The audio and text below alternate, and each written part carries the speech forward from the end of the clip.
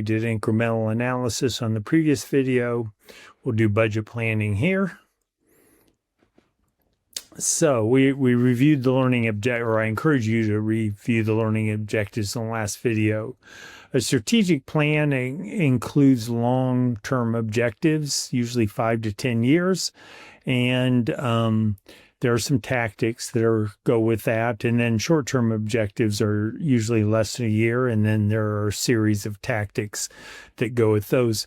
Most strategic planning processes, every book I've read, every consultant I've seen in the business, I did some strategic planning consulting myself.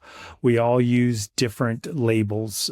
So don't get hung up on what they're called. Just make sure you understand what they do and how they function. A budget is a comprehensive financial plan for achieving the financial and operational goals of an organization. It identifies the resource and expenditures required. It's future-oriented, and it's used to determine whether goals have been met. There are benefits of budgeting. Make sure you understand those. Make sure you understand all the different elements of the budget and how they flow. The sales budget drives everything. And then there's a production budget, and in the and raw materials, direct labor, manufacturing overhead, selling, administrative, all of those have their own budgets. Cost of goods sold budget, pro forma or budgeted income statement. And then there are a series of financial budgets as well. Let's take a closer look at the operating budgets. It's a hypothetical master budget for Cliff Bar and Company. And as always, I am not going to go through and, the math, so you can review that on your own.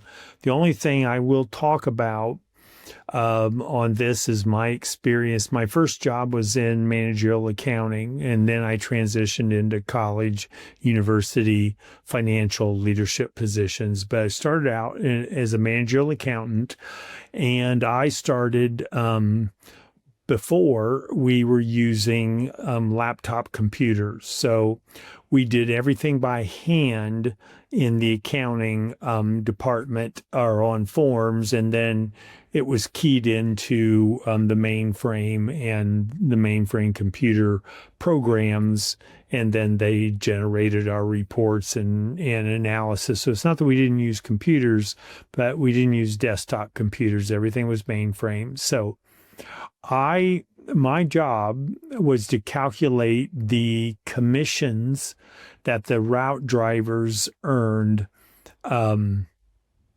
based on a level of sales. So what we did is sales were broken down, or they started at the bottom and then they're built up to the top. So each individual route driver, so this is processed lunch meats, and they were salesmen. They sold to stores.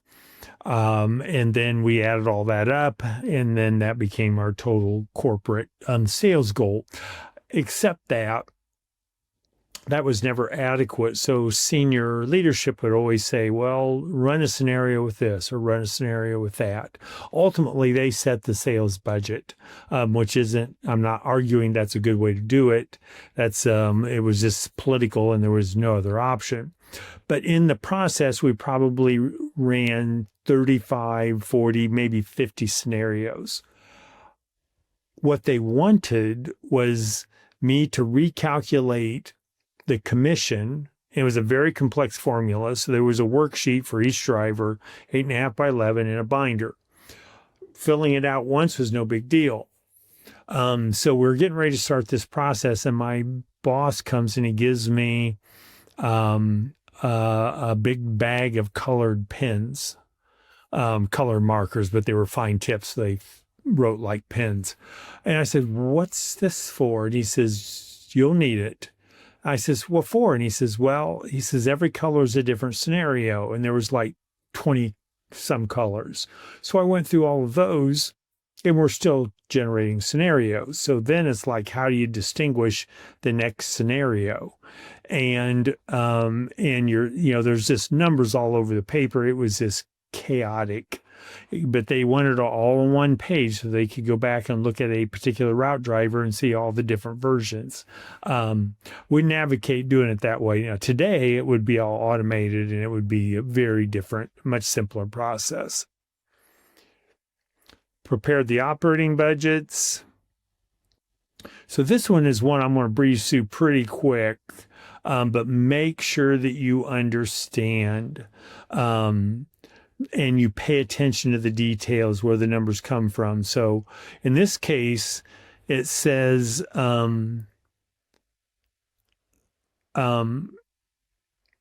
sales, the ending finished goods inventory is 5% of the next period's sales. So 5% of the quarter two's budgeted sales is the ending finished goods inventory for quarter one. And so there's a lot of that refers to a previous or a future period. Here's another one that's referring to another period. Make sure you understand how these numbers flow. This is very important.